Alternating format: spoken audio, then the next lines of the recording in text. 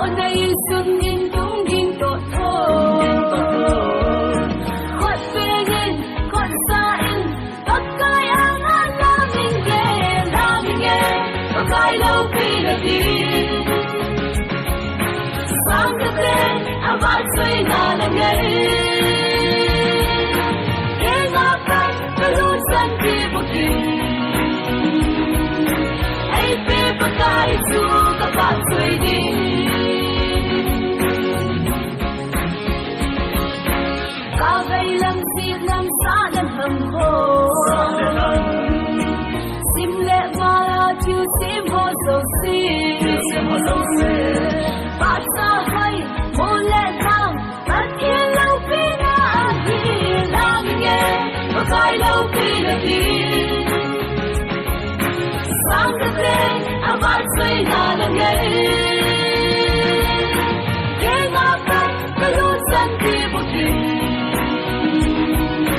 hãy về bất cái dù các bạn suy đi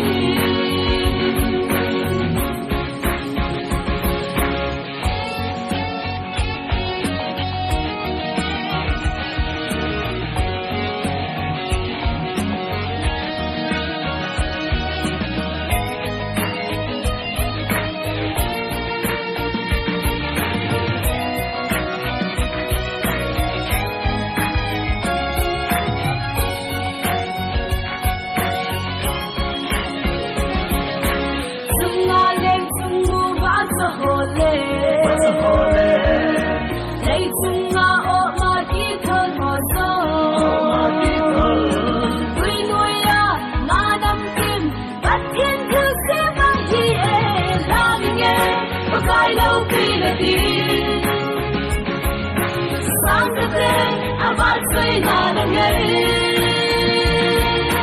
nghe ngọc cánh cái lũ sân kia một tình hãy về bất cái dù các bạn suy đi làm nghe có cái lâu khi là tin sáng thức lên vắt suy là nghe